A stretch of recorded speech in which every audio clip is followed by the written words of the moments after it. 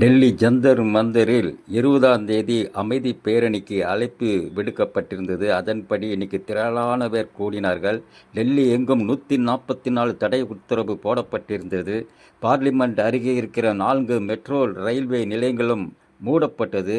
கூட்டம் அதிகம் வர வர அங்கே இருக்கும் இணையதளங்கள் முடக்கப்பட்டன. எந்த ஒரு கனெக்ஷன் இல்லாமல் ஜந்தர் மந்தருக்கு போகிற வழி எல்லாம் அடைக்கப்பட்டது.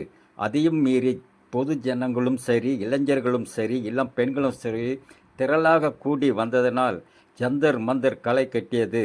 பின்னர் பேரணி அமைதி பேரணியாக புறப்பட்டு பாராளுமன்றத்தை நோக்கி கிளம்பவும் அங்கு நாலா பக்கமும் இருந்து வாலிபர்கள், இளைஞர்கள், பொதுமக்கள் திரளாக கூடி வர அங்கே அமைக்கப்பட்டிருந்த பார்லிமெண்ட் தடுப்பு காவலில் அனைத்து போலீஸும் குமிக்கப்பட்டு கண்ணீர் புகை வீசப்பட்டது. அதாவது தடுப்புகளை தாண்டி வருபவர்கள் மீது தடியடி அடிக்கப்பட்டது.